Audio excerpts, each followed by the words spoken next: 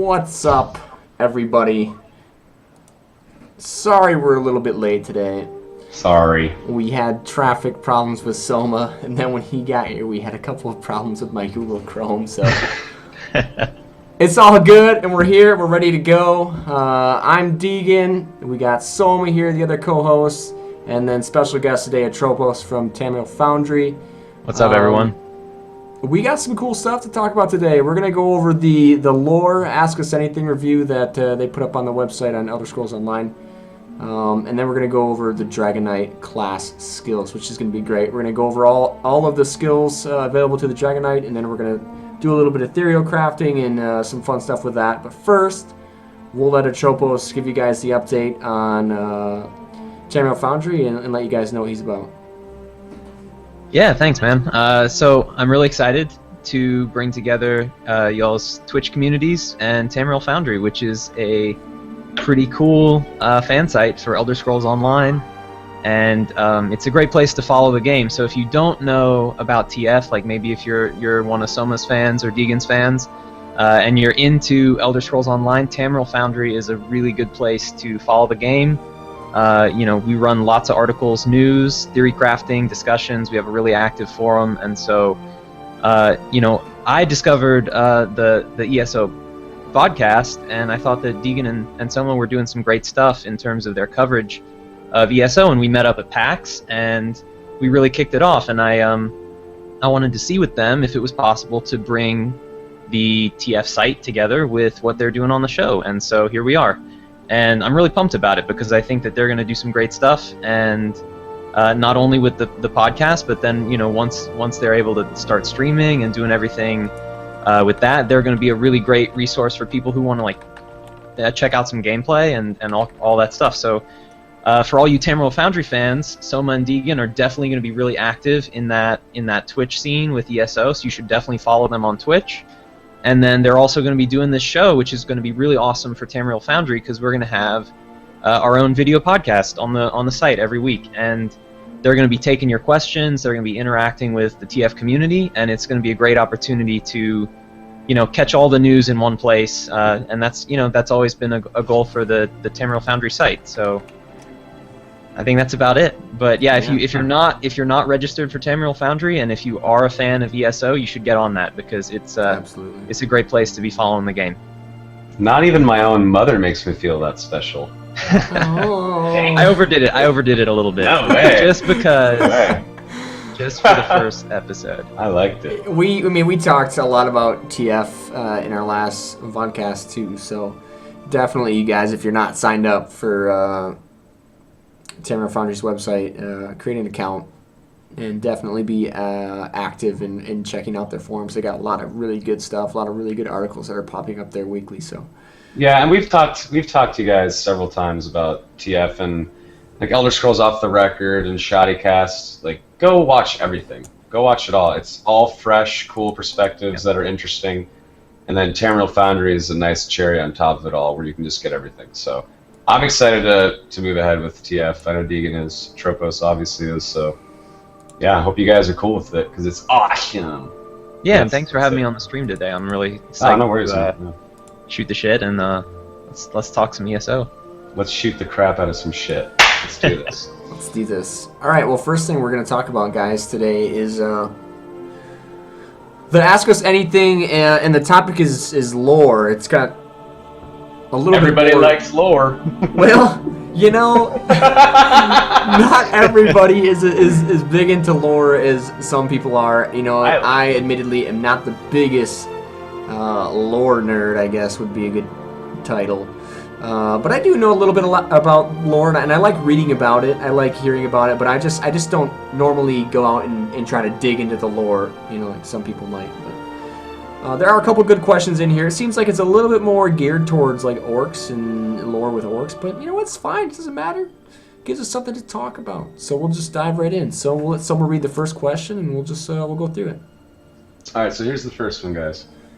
I read in your last article about the Daggerfall Covenant that the city of Laenlin would be featured in the game. Does that mean we'll learn more about the origin and culture of the Harpies? Will we be allowed to attend Riglamitha? will the dragon sort of is it Leyland or Leyland? I don't know. Leyland? And that's the question. And the answer is, there will be adventures set in the Alakir Desert port town of Tava's Blessing, which is the precursor of Leyland. You will meet members of the Leyland family, for whom the town will later be renamed, and there will be adventures in the desert with harpies, but that's all we have revealed at the present. I like killing harpies in lots of different video games, so bring on the harpies. Bring it on. Yeah, it's a solid enemy type. That question is so... That's like, oh, is that over your head, Deagen? It's, like with lore? It's past me, you know, like... Some people get into that shit, and you know what? I think ESO is going to be a good game for lore. It is. I think it's going to be a great game for lore, and we've had a lot of lore questions on the stream as far as, you know, is this going to be in there? They're going to have stuff with this. A lot of questions about, you know, the Bosmer and stuff, and just a lot of questions that, I mean, we would expect a lot of that stuff to be in here, guys, but we don't know specifically, but... Have there been harpies in a Elder Scrolls game since Daggerfall? I don't think there were any in... I think there weren't there harpies in Morrowind? I think there were. Yeah. Morrowind maybe had harpies, yeah. I know I killed a lot of harpies in WoW. A lot. I go to Desolace and just own them. Hot chicks with wings, let's kill them. That was a weirdo, I don't know. I feel like there were harpies in Morrowind. I could be wrong though. I think so. I think there was. Yeah. All right. Whatever. We'll see. Do you have the article open, Atropos? I do, yeah. Do you want to read the next question and then the answer? Yeah, sure. So this one's from Alon Saban. In the time the game takes place, does Orsinium exist as a major city or as a kingdom? And the answer from Zos is that thanks to the treaty with the Daggerfall Covenant, Orsinium has been restored to the Orcs of Hrothgar, and they are rebuilding and reoccupying it. So southern Hrothgar is under control of King Kurog of Orsinium, but the north of the city is the region the region north of the city is still a patchwork of strongholds. So it sounds like that'll be maybe kind of cool in ESO that we get to see like a rebuilding Orsinium city. Almost like under construction, yeah. I guess, maybe? Right. I've always wanted to see Orsinium.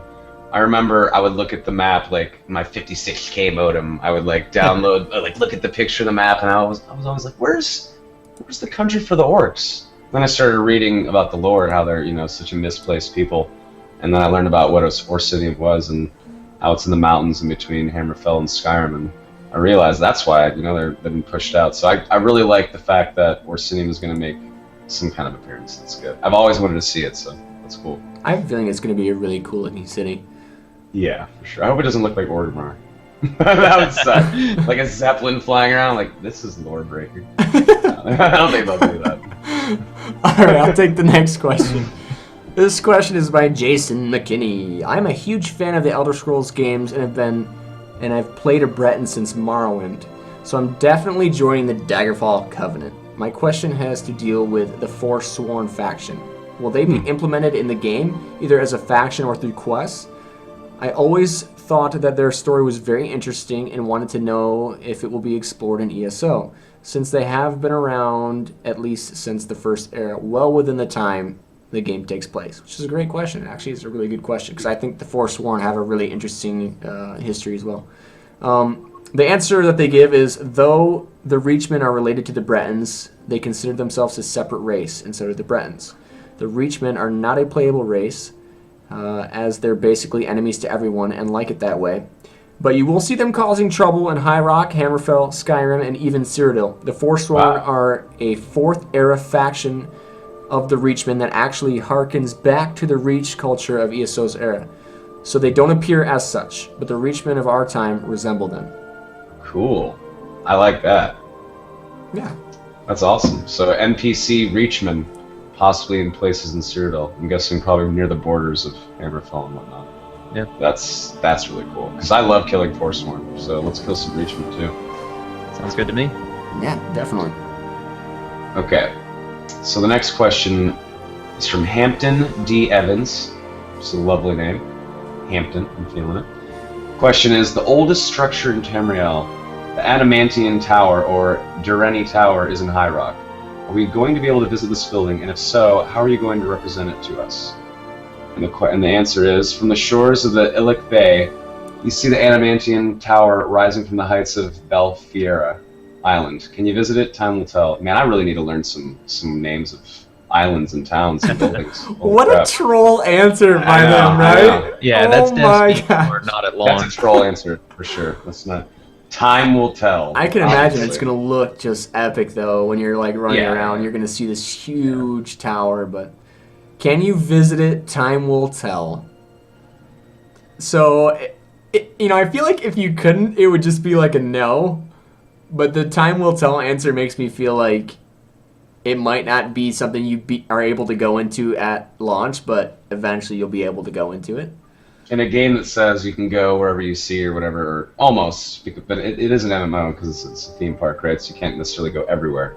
But they pretty much tease the fact that you can explore everywhere. If you see that building, eventually you're going to be able to go. Of course, it seems like a cool opportunity for them to do something post-launch. I mean, I would think that the whole time will tell thing definitely. I agree with Deagen. That means not for launch, but right. I mean, that seems like a cool thing they can add for sure at some point. I want to have a big quest line with it or something. I don't know. Right. I want to go to the top and jump off. Oh yeah, everyone's going to do that. There's going to be a pile of dead bodies building up at the bottom of this tower. Oh gosh, that's funny. All right, we'll go to the next question. I used to jump off tall stuff all the time when I was just for fun. You have to do it at least once. Yeah. I mean, that's where the fun is. They should make a little, like the shore of the island have just enough water to where there's like one spot you can jump and live, but everyone will be like trying to hit it and they'll just miss and they'll be like dead bodies. The water will literally be like inches away from where you land. Oh, that'd be so funny. All right, the next question is from Chris. Apparently, Chris does not have a last name. Just Chris. Just Chris. In the Elder Scrolls V, players found that a number of Orcish strongholds dotted the Skyrim landscape. What's their history? Now that the Orcs and Nords are on opposite sides, how will they play a role in the storyline? And their answer was, Orcs live in strongholds in the mountains throughout northern Tamriel. Most of them keep to themselves, staying out of the wars of men and elves. The Orcs of Hrothgar, who are signatories to the Daggerfall Covenant, are the exception, having long had ambitions of nationhood. So there you go. That explains what the Orcish strongholds might be like in ESO, I guess. Everyone loves orcs. These questions, man. Dude, I love orcs, I'm not gonna lie. Orcs are cool. Yeah. Pretty cool. Orcs I like to kill orcs, though. I really do like to kill orcs. I don't know. Maybe because they're ugly. I don't know. Well, I think it's because they're such beasts. Powerful. Right? They're super powerful. Being an orc feels good, yeah. So when you take one down, it's like it's a triumph, man.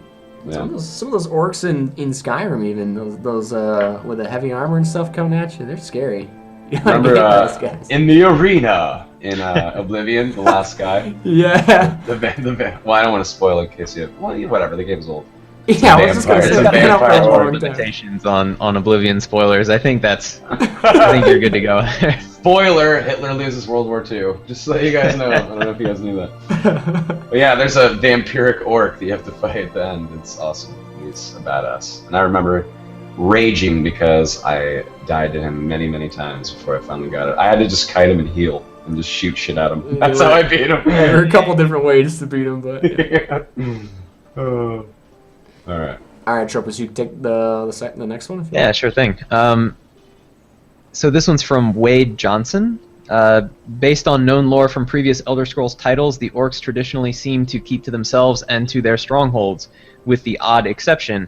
What is the motivation for the orcs and the Orsinium Kingdom in joining the Daggerfall Covenant? What connects these three races of unlikely allies to band together as they have? Zenimax's answer is, as mentioned above, the Orcs of Hrothgar have long been ambitious to have their own state, and these ambitions have been repeatedly crushed over the millennia. Their membership in the Covenant is one more attempt at organization and recognition. So that's interesting. The last one too, a little bit, but I wonder if that means like Emmerich, like the Daggerfall King, is basically like selling them Orsinium for their military or something. I don't know.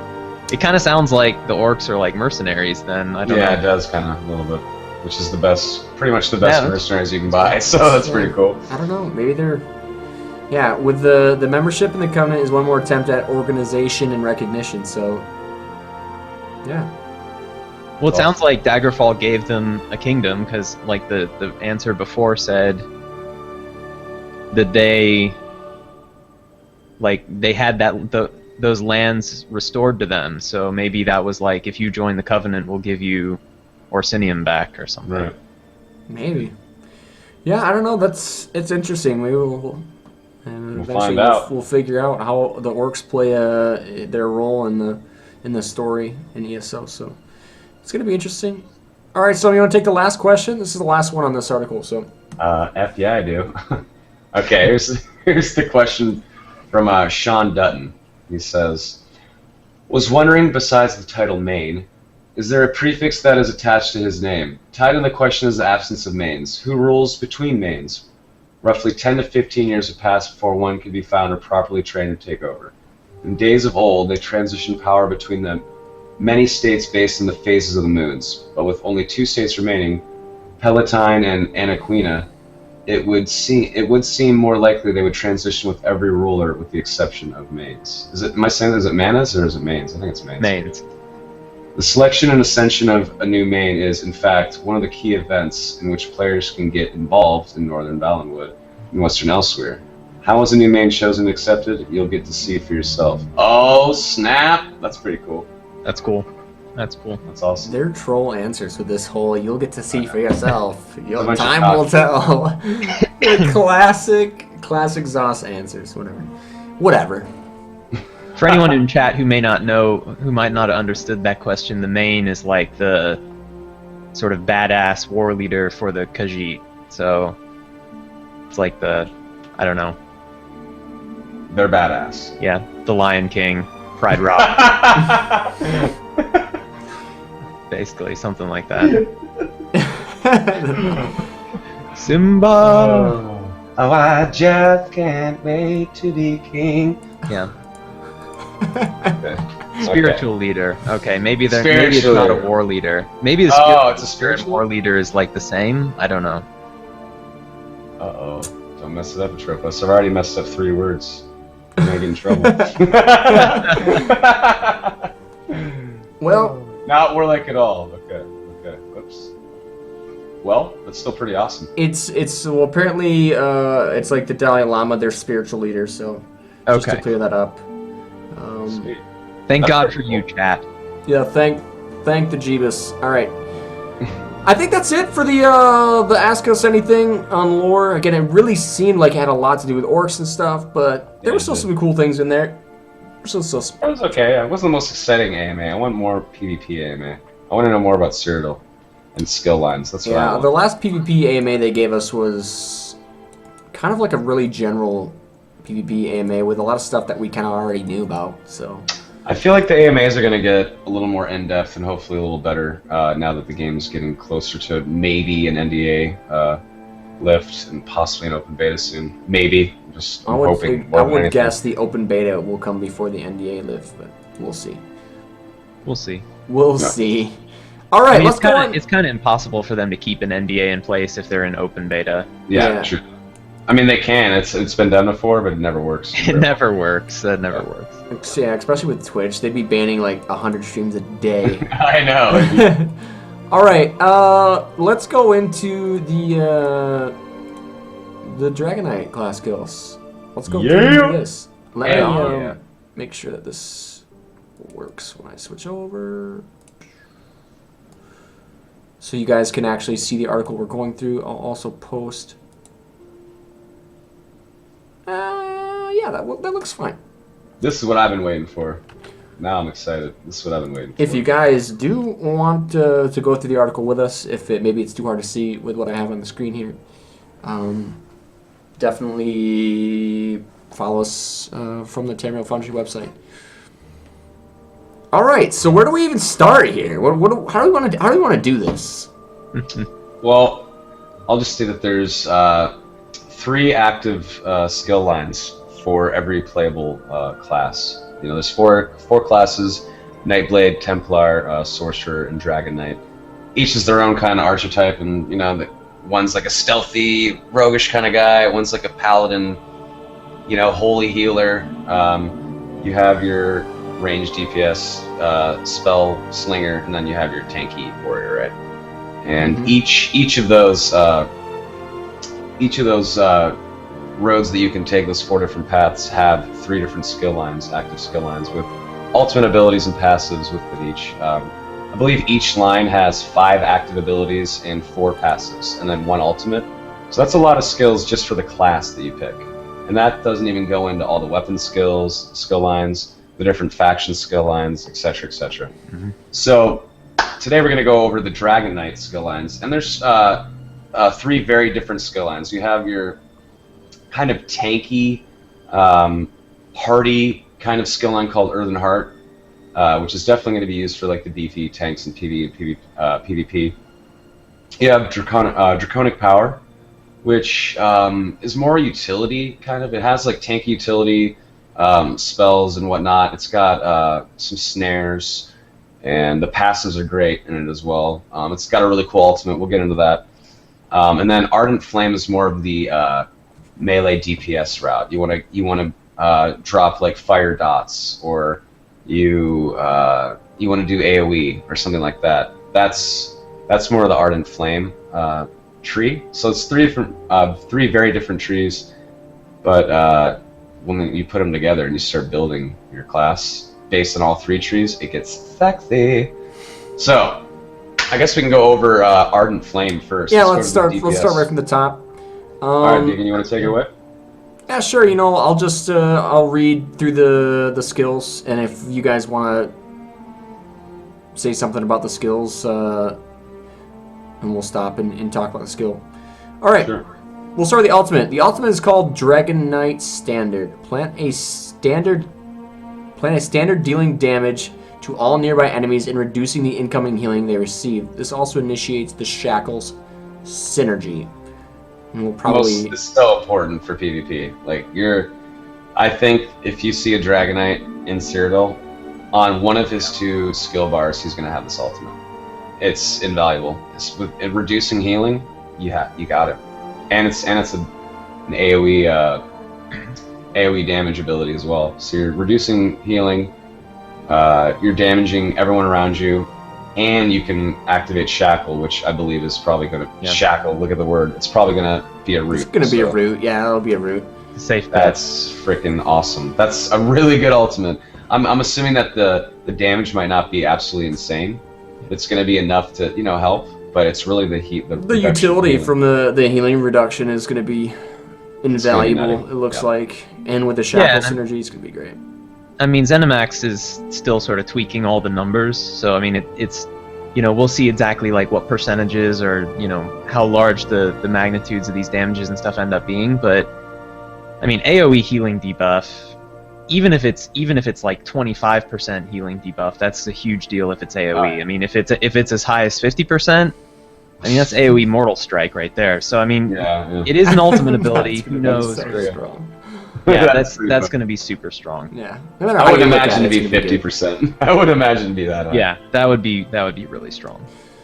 All right, the next ability is an active called Fiery Reach. You guys have probably all seen this ability in a lot of the videos that have been put out. It's been in a lot of the gameplay videos. Basically, pull an enemy towards you with a fiery chain, dealing damage. Think of Scorpion from Mortal Kombat. Yeah, pretty much. It looks pretty good. It's it looks like it's gonna do a decent amount of damage and pull someone towards you, which is pretty sweet. If you use it, if you've played at PAX, it's one of like the first abilities you actually learn. Anyone that's played it would know that, and it's pretty awesome. I mean, it's standard. Okay, that monster's smacking my healer. I'm gonna pull him over and kick his ass, and it does pretty good damage too. So, it's the only thing that I didn't really like about Fiery Reach is when you're in first person, and you probably saw this from some of the gameplay videos that have come onto YouTube from PAX East and PAX Prime, and it kind of looks like it needs a little bit of work in the art direction. It looked a little grainy and a little muddy, but that can be changed. Well, like, that's me being kind of a prick. And like, the main thing that bugged me was when he shot the chain out. It was like it was already, the chain was already tight. Like, oh yeah, it should be loose, right? Yeah, it should be like kind of like wavy when it comes out, and then when he hits it and he pulls it back, then it like yanks tight. Like that would be sweet. That would give it like a little bit of flair to the ability. It kind of like a chain spear almost, like. Yeah, I agree. It's a little rigid when it first like shoots out, but I'm sure they're working on that. It's still fun to use. Yeah, hitting rabbits with it, it's fun. I see that one being really useful in PvE. Both for like archers and casters who are like sitting at the back and like not, as a way to like pull them into your AoE or whatever. I mean, like you said, it's a good way to like rescue your healer if you need to. But for me, the big thing in PvP, what I want to know about Fiery Reach is like, how's it handle the Z-axis? Because we haven't really seen anything like that yet. I wonder, like, can you people from down below you up to you? Thinking that. I was just or thinking can you like pull people from above you down? Because if it works with the Z-axis, that could be fun, crucial for like keep sieging and stuff. That could be great. All right, all the Dragonites to the front lines. Yeah, I mean, shoot your rigid chains. Yes. Yeah, exactly. If you can like pull people down off keep walls or something, that would be so epic. That would be really great. Yeah, I'm assuming I'm assuming it's probably gonna be like that. Yeah. I would assume, Yeah, well, basically, there's a lot with that ability. There's a ton of ways that ability can be utilized. I would imagine a lot of people running around with that on their scope bar. Alright, the next one is Searing Strike, another active. Burns the target, dealing damage over time. So, it seems like just a single target dot, which is cool. Single target dot.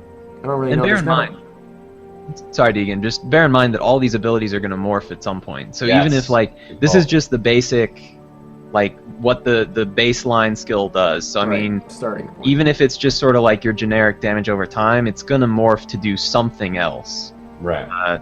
So, I mean, we don't know yet what those morphs are, but I think it's safe to say that, even something that's just sort of like a generic dot like that will get some extra thing added on top of it that it could make it pretty interesting. Where if you kill the target while the dot's still active, they explode and burn nearby targets. Or like the fire snares them and they slow down because they're on fire or something like that. And there's like 4 or 5 or 6 or 7 morphs for every ability. So just imagine how crazy it could get. I mean, it's gonna be cool. Yeah. The next active, Fiery Breath. Deal fire damage to all enemies in front of you, igniting them for additional damage over time. That's like a staple of like a Dragonknight, right? You got to be able to breathe fire. Exactly. Yeah, it's your standard AoE cone dot, which is awesome to me. I like cone abilities. I like skill shots. So it's not necessarily a skill shot, but it's still going to be cones. You have to be a little skillful, maybe. But I'm excited. It could be a skill shot. I don't know. I mean, I was wondering that is like, if you have a cone, are you going to be able to place a template, or is it just going to be like the center of the cone is on your target and it just sort of automatically makes the cone based on your target? Yeah, I wonder if it's like a channeled thing too. You're probably gonna have to stand still for the entire time of casting it, I would imagine. I mean, I know there are some like placeable abilities like that, because at PAX Prime, we saw someone who was using the bow, and they had like this skill where they could like place a volley template. Mm-hmm. Yeah. And so I mean, that was during the QuakeCon demo too that they were doing. When the devs were doing that dungeon run through, you could see when he did the bow, the archery volley skill, he was able to like place a template. So I mean, it was sort of like an AoE skill shot, like a vector target. Yeah. So I mean, they have systems like that in the game. So I don't know. I wonder how many of their attacks will be placeable like that, and how many will just sort of automatically. Yeah. I don't know. I hope it's not a channeled. You know, from reading it again, I don't think it will be channeled, because it just says deal fire damage to enemies in front of you and then ignite them. So I would imagine it's probably just like a burst, like a quick burst.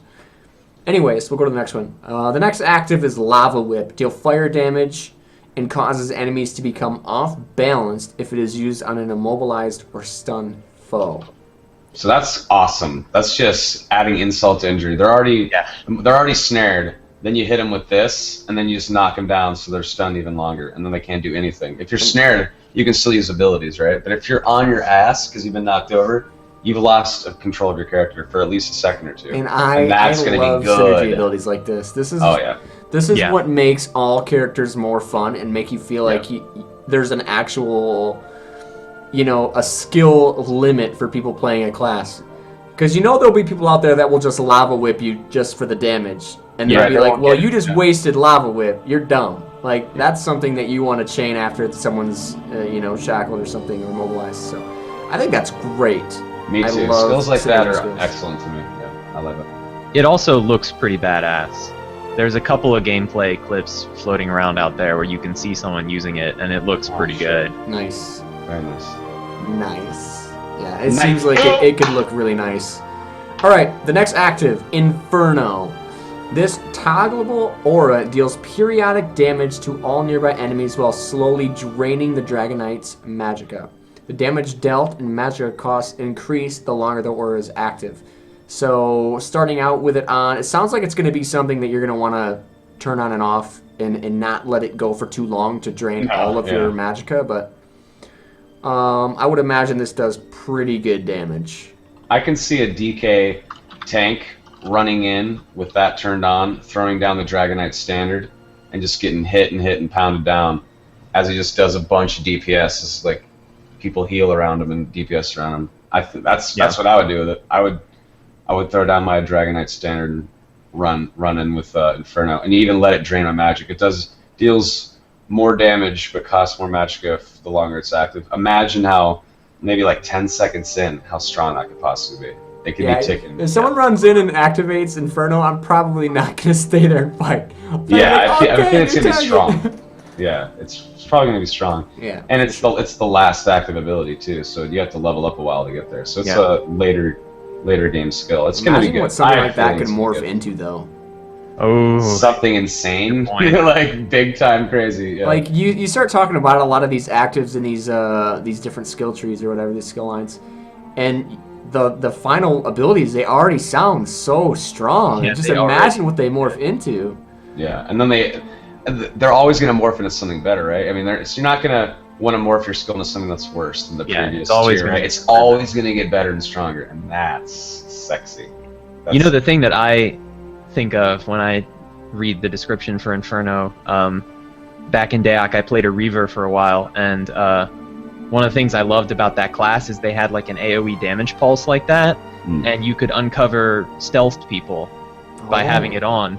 And in ESO, because everyone can sneak, and then Nightblades also have that like shadow ability, it's going to be important to be able to like uncover stealth people before they jump out on you. And so Inferno, if you see someone go into stealth and they're like coming up on you, you can just like fire off Inferno and you'll damage them. Definitely. Break them out of stealth before they get you.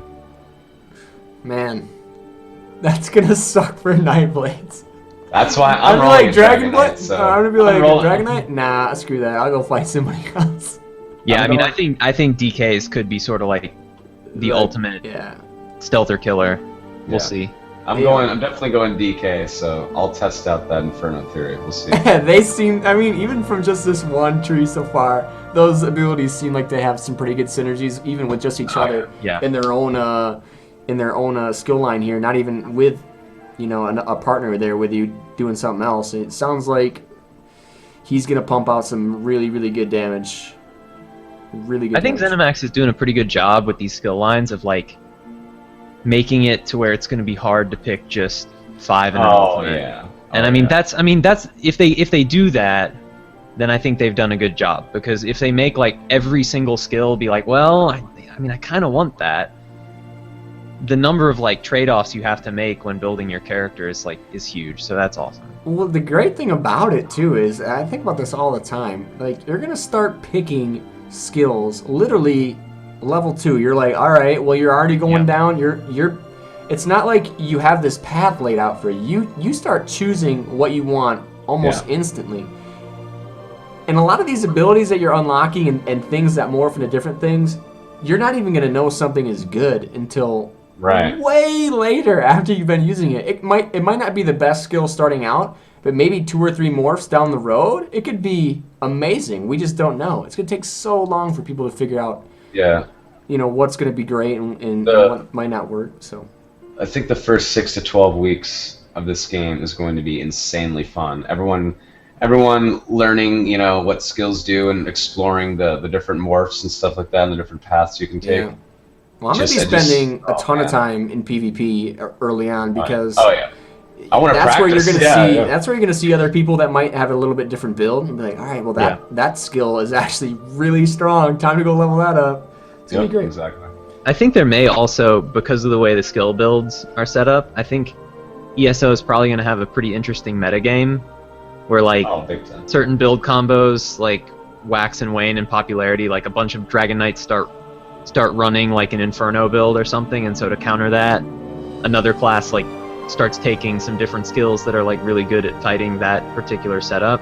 Yeah. And so I think that there has a potential for ESO PvP to be a little bit dynamic in like which builds are dominant, which means that that's great for people who love like tweaking their builds and theory crafting and stuff, because it means like there's always going to be a need for that. You're not just going to like stick with one build always. And this is something that we've talked about, especially, I have pushed ESO so much on this stream just because of the fact that literally there are so many different combinations of skills you can run. Literally, we're talking about just the class skills here, people. You've got so many different things that you can add into this, and there's already a ton just with this, with all these class skills and then what they can morph into. And then you've got everything else on top of that. You're going to have so many options, and that's what's going to be amazing about ESO. It's going to be great. All right, let's go into the passives before we just get too off track here. Okay. First passive is Kindling. Increases the damage of burning effects applied by fire abilities, which seems incredibly strong if you're going to go with an Ardent Flame kind of focused build, a DPS build. Because a lot of these abilities are fire damage and stuff like that. So yeah, and I wonder, do you think that passives will scale with level? Like maybe at first it's a 5% increase to damage, and then by the time you hit 50, do you think it'll be like a 20% increase or 25? I wonder if it'll scale with level. That's a good question, because I don't really like passives that don't scale percentage based, or at least by your level, because if they're a flat number, they'll seem either strong early on or weak early on, and then the opposite late game. It's really hard to balance something by a set level. Agreed. As long as it's a percentage bonus, it'll scale. Yeah, it scales though. It'll be like 10%. But at the same time, I do like to watch passives increase though. Like, okay, it starts off 10%. Sure, that scales, because the damage will itself go up. But if that scales to maybe 20% and then 25%, like that feels good. Like, it really, I don't know. I like either way, passive. The Kindling passive seems like if you're going to go with some sort of DPS build with your Dragonknight, you're going to want that. Passive, Warmth. Dealing fire damage applies a snare to enemies. Oh my gosh. That is PvP, so baby. Dumb. That is the PvP passive right there, right? You deal fire damage, apply a snare, and then you lava whip them. That is going to be so strong. Do that. That's going to be so strong. That's going to be really strong. Yeah. Oh my gosh, it's going to be really strong. That's pretty self-explanatory. I would assume leveling that passive is going to increase the amount of time they're snared. So, the next passive, Searing Heat, increase the duration of abilities in the Ardent Flame tree, which apply burning. Now, that could be good, but doesn't seem as useful as the first two. Oh, more damage. You're just basically you're getting a couple of extra ticks in your Searing Strike or your Fire. Dot duration is always enough. That's it's always more damage. It's something that I'd use. Definitely. Like especially in PvE, the longer you can go without having to refresh your dots, the more you can be doing other stuff. So. Well, now that I think about it too, if you put, I don't think you really would need a ton of points in your passive for Warmth. Dealing fire damage applies a snare to enemies, even if the snare is 1 second to start or something like that, or even lower than that. Yeah.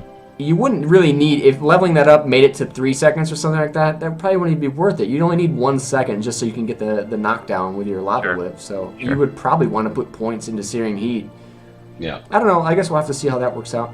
Personally, I love passives. So for me, as soon as I have the ability to put a point of passive that I know maybe eventually I'll use it, I'm just going to put a pointer right then.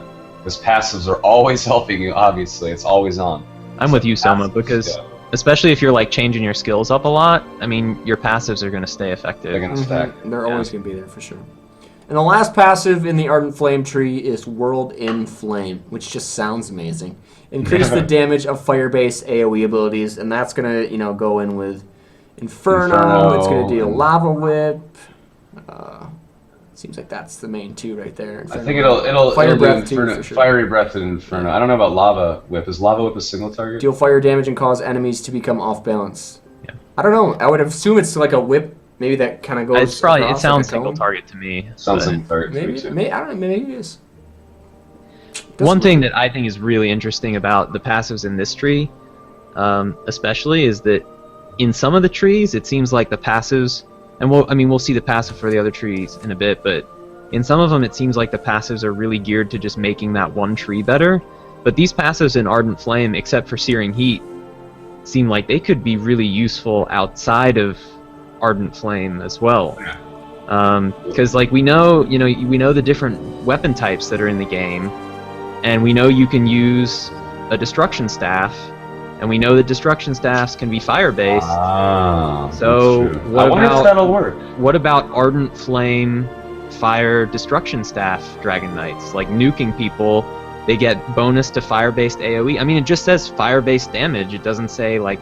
Yeah, you would have to assume that it would contribute to that as well, for sure. So.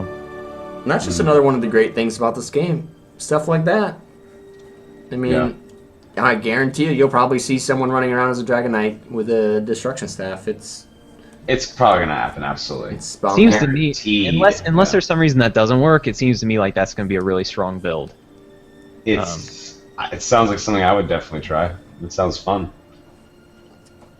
A fire staff Dragonknight and cloth. Yeah, that sounds awesome to me.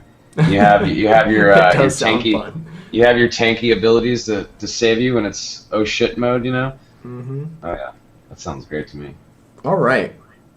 Well, let's dive into the next one, because that's it for Ardent Flame, which again... Draconic power. They sound awesome. Ardent Flame, the skills in there seem great. All right. Draconic power. We'll let Soma go through this one, and then we'll let Atropos go through the last one. Sure, okay. So as I said before, this is more utility, this tree. I like this tree a lot. There's a couple of abilities that I can't wait to use straight up that are awesome. Let's start with the ultimate. It's called Dragon Leap. And I really like this one a lot. If you're a DPS Dragonknight, you're probably going to want this, especially in PvP. Leap forward on magical wings, dealing AoE damage upon landing and knocking nearby foes backwards. That's an interrupt and AoE damage right there. And you get magical wings! And you leap forward. Yeah. I can imagine how the wings interrupt, look. badass awesome. Factor. Yeah. Oh yeah. That's going to be great. I can see PvP, someone having Dragon Leap on one skill bar, and then having the standard on the other one. Yep. So you land, you knock everyone back, you slap that bitch down, you turn on Inferno, and... yeah. Oh, yeah. That Inferno, I feel like, is going to be so broken. I'm just going to say right now, if this game comes out and Inferno's broken, I called it. Hey, I'll be a DK, so I'll test it out. Alright, the next... Real quick, Soma, before you move on, I was just thinking, just like the chains, I mean, this is another skill, like, you wonder how it's going to work with the Z-axis, because in Spokespar, I was playing a Sith Juggernaut, and one of my favorite things to do was that, like, Force Leap in, like, Hutball, up and down. Yeah, I knew you were going to say that. Yep. Yeah, I mean, it was the funnest thing to do in that game. That was so amazing to do. It was awesome, yeah. I mean, if you're a DK, can you Dragon Leap, like, up onto the walls of a keep? With that, like, can you jump over the walls or something with your wings? So fun. Well, you probably have to target it on the ground, would be my guess, or maybe it is a set distance that your character just leaps forward. So yeah, and that would kind of suck, to be honest. I'd hate for it to be a set distance that you're leaping. I'd rather be you cast it on a player and you leap to that player and then knock back enemies around him. But I see it being like a target comes on the ground, and you decide where you want that That's what I would. That's what I would expect it to be. At a certain range, yeah. And if you can't leap up to walkways or leap down below in this game, I'm gonna be a little afraid for the game, because that's something that you've been able to do in games for years now. I really truly believe that it's gonna be in the game. I hope so.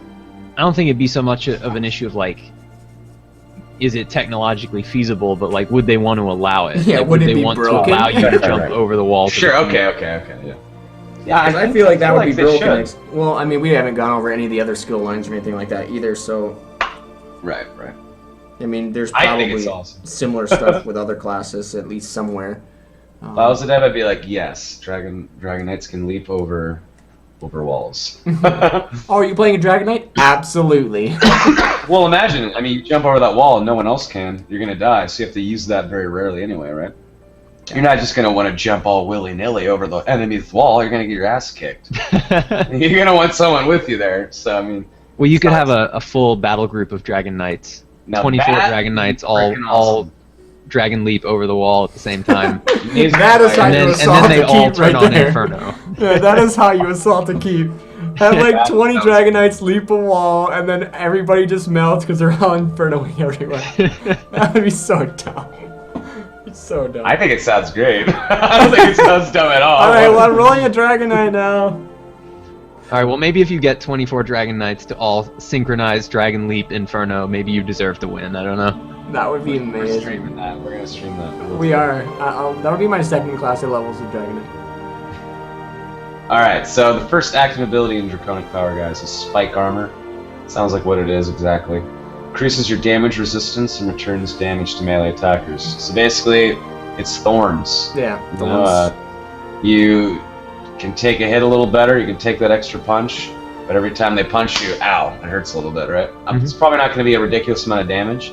It's definitely going to be something for tanks, probably even for leveling up. I see Spike Armor depending on how it morphs and how it evolves. What's that? Yeah. Do you think it'll be a percentage-based return on damage? Maybe not. I don't know. I think it's going to be a flat... Because a percentage-based Percentage would be return. crazy good. Yeah, that could be crazy good. Maybe, but I doubt it. I'd see it more as a ability as it levels up. Yeah. It'll hurt a little bit more, but it's never going to be something crazy. Probably Thorns. the DR part will be a percentage, though. Yeah. So that it. I said probably the DR part will be a percentage, even if the damage return isn't. Yeah, for sure. I think the damage resistance obviously will be maybe 10% or something like that. Yeah. Absolutely. Still seems like a pretty solid ability if you were going with like somewhat of a tankier utility build. Like leveling up as a tank, that's something that you need on your hotbar, in my opinion. Because you're going to want to pull a bunch of mobs. And you don't do a lot of damage innately as a tank, so it's always good to have something like that. Exactly. That always works out great. Exactly. Because you can level up just as fast as anyone else as a tank, because you just pull a bunch of mobs and you AoE with stuff like that. So. Sure. Yep, that's my plan. Alright, the next active ability is Dark Talons, which I like quite a bit. Root all nearby enemies, dealing additional damage to any enemy that's not already affected by the spell Talons. So, you have 5 enemies running towards you. None of them are rooted from anything, right? You cast this, AoE root around you. They can't move for however many seconds, and they take a bunch of damage from it. I don't know how much damage. I would feel like it's going to be a lot of damage. Yeah. I feel like this ability is going to hit hard because dealing additional damage to enemies not already affected by talons, which makes it sound like they don't want you to spam it for the damage, which means probably that the damage is already going to be pretty significant, which could be. And I can imagine the cost is probably not going to be cheap because it's a root too, so you're not going to be able to spam it. Yeah. This is a great spell. This is good for PvE and PvP. Oh, this could definitely control the dungeon. And AoE root, so well. Yes, please. It's good for anything. Yeah, it's always going to be good.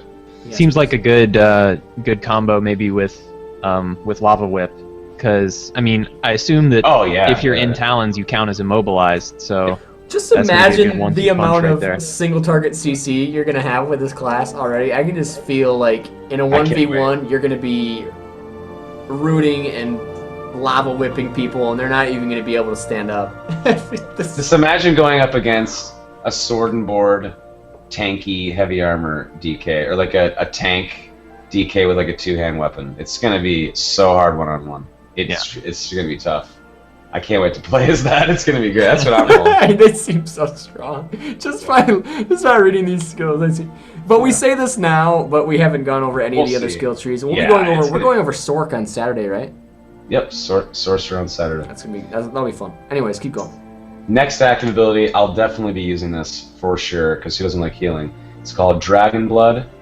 Immediately heal the player, and also applies a medium duration heal over time. So you're getting it's basically drinking a health pot, and you also got a hot on you as well. A little bit of regen, yeah, great. I will definitely be using this as a tank. That one seems like a pretty solid like secondary hotbar ability to where you can like switch to it if you're taking a lot of damage.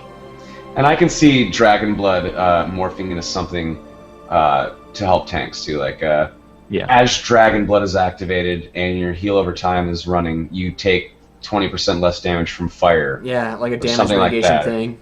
Or something like that. Or maybe when you apply it, the heal also applies to the nearest ally or something like that. Yeah, totally. There's a ton of great things that can morph into, for sure. The next active, at first when I looked at this I was like, this seems like a boring spell, and then I realized how it could possibly morph and how good this is going to be. Reflective Scales reflects incoming projectiles for a short period of time. Now if it's a 100% reflection of damage, oh my lord, this is going to slaughter. Yeah, and it doesn't say deflect either. It says reflect, which is the big word in that sentence. Exactly. You shoot someone with an arrow. You shoot a DK that's got reflective scales on with some powerful ass bow, dangerous bow. Yeah, like that. You are gonna kill yourself, and it's a short period too, so it's gonna be skill based. I gotta turn on now. I would assume it's maybe like a 1 second, like where you have that. You know, it's like a skill-based thing. I'm thinking like 3 or 4 seconds. Yeah. You'll get like a nice little buffer there for 4 seconds. It's going to be maybe not like the most expensive cost, but you're not going to want to spam it because it's going to be an oh shit, like I need to. Right. It's basically it's going to be a way to deflect one big attack, and it's going to murder people in PvP. Something. Yeah, it's going to be awesome. As someone who may not be playing a Dragonknight at launch, I still don't know for sure, but I hope at least that reflective scales, like, you can tell. Like, I hope you can visually, like, tell that your target has that up, because it's gonna suck if you, like, just murk yourself and you don't even know, like, there's no way to know. Everybody will be, like, reporting bugs, like, I just died randomly. Yeah. Well, in the demos that you could play at PAX and whatnot, spike armor, like, a lot of people have seen what spike armor looks like. It looks like almost a turtle shell appears in your back with spikes on it. Like you can definitely see, and it looks badass. It looks really cool. I can imagine. I'm assuming reflective scales will. I can see like almost like shimmery, like mirror like scales, so that like you can see it's like they're almost glowing. So like, okay, don't shimmer right now. Yeah, I'm with you on that. I was thinking the same thing. Maybe like the whole game is based around the light shimmers off of it or something, and you can kind of see it. Right. The whole game is based on visual cues, right? So, I'm guaranteed. Yeah, with the sheer amount of abilities in this game and different versions of abilities, there's going to be. That's a really difficult thing for a developer too, coming from somebody who's worked on like visual effects for abilities in video games. When you have a vast amount of abilities that you're trying to make effects for, it's difficult to make those look unique. So. I hope they do a really good job on it. I don't want a lot of the skills kind of looking similar. It's a difficult thing to do, though. I just hope they do a really good job with it. Yeah. So this is by far one of my favorite Dragonknight skills. This is called Inhale. Absorb health from every nearby enemy, and then return damage to all affected foes, depending on the total amount of health absorbed. Is it like a percentage of health? It has to be, right? Excuse me? The amount of absorbed from every nearby enemy would have to be a percentage. Probably. Because if it returns damage to affected foes depending on the total amount of health absorbed, it wouldn't make sense if it was a static number. Well, it could be a static number. It could be like you absorb... just making up a number. You absorb 500 hit points from every nearby enemy, and then the amount of damage that you do to everyone depends on like the total amount you absorb. So if there were like 4 enemies near you, you'd hit everyone for 2,000. Oh, okay. I see. I don't know. I don't know. That's what I how think it too. works. That's how I think too. That could be how. Yeah, that could be it too. It's a little bit. They leave it a little bit open, I guess, as far as to how the skill is going to actually work. But yeah, it could totally work that way too. Yeah. You run in with Inferno on, and people start cutting you down. You turn on your Dragon Blood, get that heal on, then you inhale. Yeah. You're back to full health. You're doing massive AoE DPS with a dot already, and then you inhale and just, it's gonna be so good. It's gonna be so hard to kill them. And then you have a resto staff healing you too. You have someone healing you. Oh my lord, DK is gonna be so good. It seems like DK's kind of designed to be like an AoE bomb class with standard and inhale and inferno and talons. It seems like they're kind of like get yourself into the middle of the fight and just like make it to where you're a nightmare for anyone to be near you. They've given this class a lot of sustain too. Yeah. A lot of like really good defensive abilities and sustain.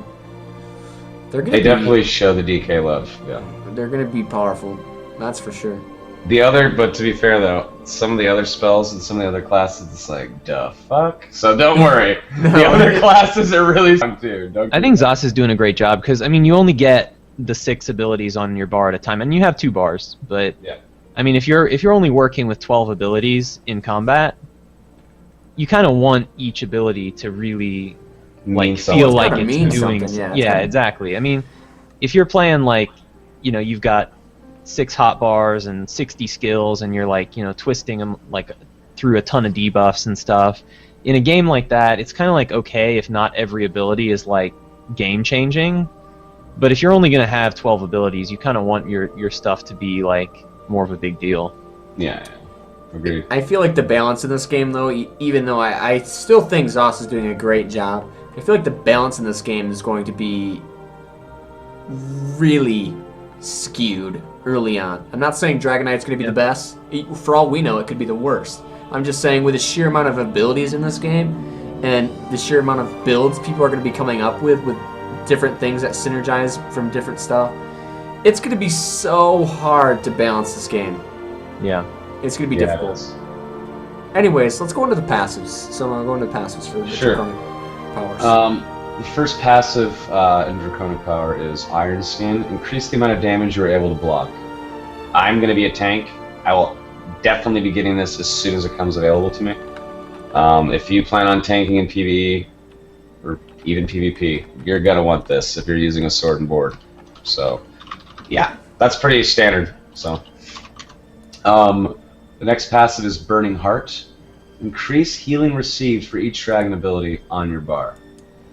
Now when I see dragon ability, are they talking about just Draconic Power dragon abilities or all of the Dragonknight abilities? So that's if you a have, good question. Yeah, it sounds like all of the dragon abilities. So I mean, maybe it's talking about like Dragon Blood or Dragon Leap or stuff like that. Maybe it has to. I don't know. It could be it too. No, I think maybe it's going to be any Dragonknight skill, and it's probably going to be, you know, like 3% extra healing, and you put, you know, for each skill. And let's say I have like 2 one-hand and sword and shield skills, you know, for taunt, and then I have 3 Dragonknight abilities. That's, you know, let's say it's 2%. I get 6% extra healing. 6% extra healing. That's quite a bit. That's good. If you were ever wanting to tank as a DK, that's something you're getting. Absolutely, 6% adds up a ton through like a full dungeon. Yep, you're gonna need that. All the passives seem really freaking good. I don't know. Yeah, I said that in the article. Like, I think we know that Argonians get increase to incoming healing received as well. Yeah. So if you're playing like an Argonian Dragonknight, that could be a really good tank. Yeah, it's gonna be crazy. The next one is good too. It's called Elder Dragon. Increased passive health regeneration for each dragon ability on your bar. Same thing as Burning Heart, except just passive healing. So you're out of combat, you're not gonna have to like suck down a healing potion. Your bar probably something you're gonna want to put points into while you're leveling. Absolutely. Yeah, you're gonna want that early. Anything you can do to cut down downtime between pulls, like for leveling, is always great. Yeah.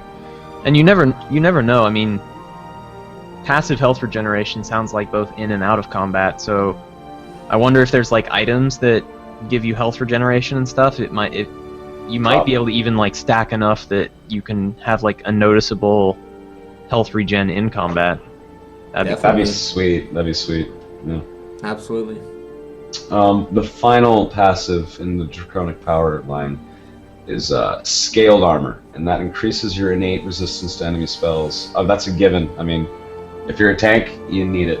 Just in general, like, it's good. I mean, that Fireball, you get that passive. That Fireball used to beat your ass. You know, it does 15% less damage now. How could you not want that? And you even think about it for PvP. In PvP, there's AoE going to probably be happening all over the place. You're going to be getting hit from random stuff all the time. Anytime you can reduce that amount of damage that's coming in, it's going to be great. It's going to be so good. Okay. All right. Oh yeah, that was the Draconic power line, guys. That's basically your control and mitigation line. That's, you know, lots of control, lots of mitigation, lots of regen and sustain. Just very, very solid skill tree. Yeah, I'll definitely be using this tree a lot as I level, just to be a tank, and just so I can also tank low-level dungeons and whatnot. It does. It sounds to me like it's going to be the leveling spec. Honestly, with the AoE root and the damage from that, and just the sheer amount of sustain, it seems like it's going to be really, really good for leveling. Yeah. All right. Yeah. Well, let's go over Earthen Heart. We'll let Atropos go through this. Cool. All right. The My favorite one. The third DK line is called Earthen Heart, and it's gonna have some pretty cool like control tools. It seems like its ultimate is called Magma Armor, and the description is it limits incoming damage at a maximum percentage of your health per hit, while dealing fire damage to all foes around you. So there's another like AOE damage ability that might, you know, stack with Inferno, might stack with other stuff. This also seems like a really useful PvE tool because, you know, any boss that's like slow swinging but really hard hitting, exactly, this ultimate is going to be like win mode against that type of boss. That's exactly what I was just thinking too. I mean, it's not going to be great against like a lot of like little fast attacks because it just won't, you know, make that much difference. But anything that caps incoming damage at a maximum percentage, that's just awesome for like bosses that just hit like trucks. Yeah, that are hard to heal through. Seems like that's going to be a need for something like that for sure. I see this being the go-to ultimate for your standard tank, PvE tank. It's what I'm going to use for sure. Yeah, it's definitely a tank ultimate for sure. And it sounds like you're going to get some good, you know, threat, some AoE threat, dealing damage to foes around you too. So that's going to be great. There's been, I think, gameplay footage that they've shown this, haven't they? I think they've shown this ultimate on gameplay footage. It's online, and it looks super cool too. Like your skin almost looks like molten lava and rock, and that's badass. Really cool. Yeah, it looks really cool. I think you can find it somewhere on YouTube. It wasn't the QuakeCon demo. Maybe it was the QuakeCon demo where you can see the DK. Turn it on. I can't remember, but it looks badass. Yeah, that's my favorite ultimate for the DK right there. Second, the first active in the tree is Stone Fist. Description is you draw a chunk of rock from the ground, hurling it at an enemy to deal physical damage, and it knocks down the target. This seems sort of like a ranged CC. Yeah. I mean, maybe it does a little bit of damage, but really it's all about that knockdown, I think. Yeah, I can imagine it doing too much damage. It seems like it's a single target thing, which might make it have, you know, a decent amount of damage, but having the knockdown is really why you get the skill.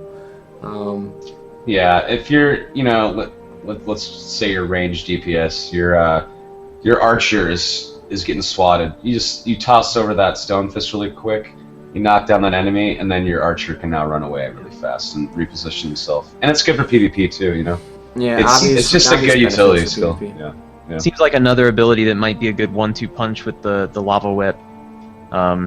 Just keep knocked down again. Yeah, apply that CC and then follow it up with the lava whip while they're knocked down. Yeah, I mean you initiate with that, you knock them down, you go in, you use your whatever that Talon's ability was or whatever that roots them again when they get back up and knock them down again. Yeah. It's gonna be strong, and it's got obvious benefits for PvP, but for PvE, the way I think that something like this is gonna happen is I think of it as an interrupt. Whenever you see someone casting, or because they've often said with their pack mentality stuff in their dungeons, that there's gonna be sometimes that someone might be charging up a powerful ability in the background, and shoot, you don't even have to be in melee range to interrupt them. That's awesome for a tank. Yeah. Throw a boulder. Great. Good stuff. Throw a boulder. Exactly. That's fun. I wonder if you mentioned a ranged interrupt. I wonder if the chains interrupts. That might too. It I don't know. seems like it would.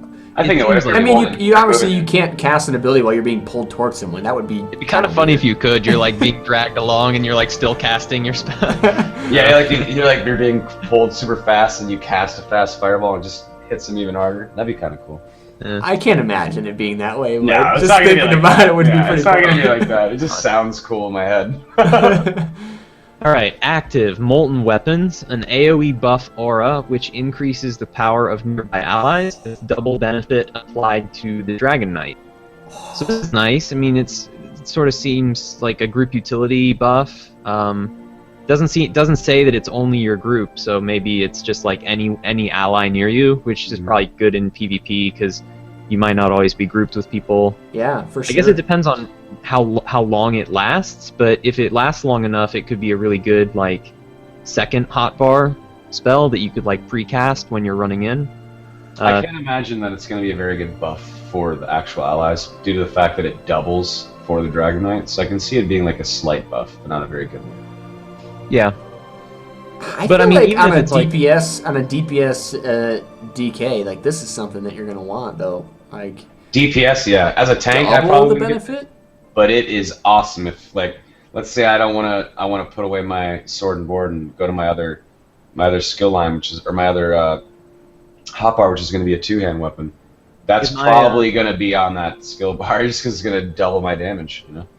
Is my webcam frozen? Chat's saying you're something good. About You're better now. It froze for a second, but your audio was still fine the whole time. All right. Next active is Obsidian Shield. Create a shield of rock shards around nearby allies, absorbing a percentage of incoming damage they take. The strength of this shield is doubled for the Dragonknight. Wow, okay, so that's like really similar to Molten Weapons, except it's sort of a defensive variant of that. I love that spell too. That sounds like cool. I'm gonna kill myself spell. That's what that sounds like to me. I am gonna be using the shit out of that as a tank. Could you imagine that in a PvP scenario though? You're like, alright, I'm gonna turn this on, and then somebody like they all cast AoE and all your allies, and you just melt. Just like insta-die. I think that the damage shield is doubled for the Dragonknight. It's not exactly. It's not like absorbing. It's not like intercept.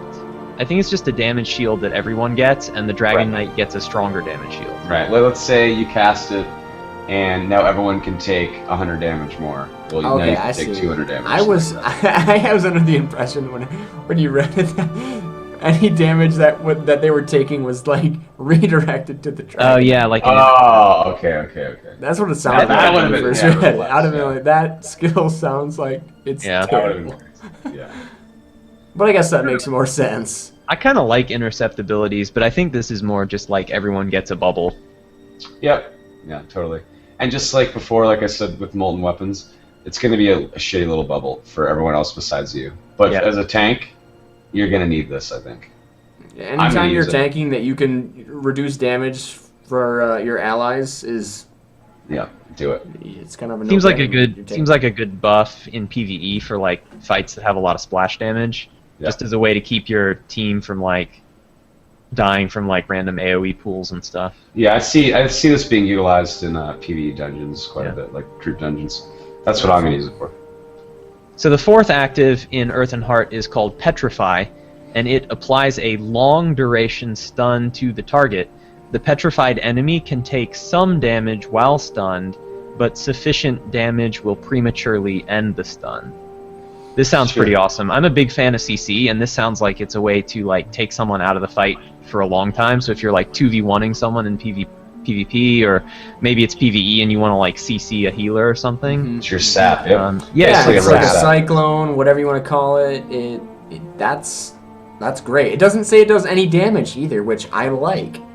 Yeah. I'm glad that it doesn't do any damage. As a tank, I wouldn't necessarily use this though. I would have my DPS DK have that on his hotbar. I agree. You kind of want to have your utility guy in the party as being like, okay, I'll CC this guy. Exactly. I also really like.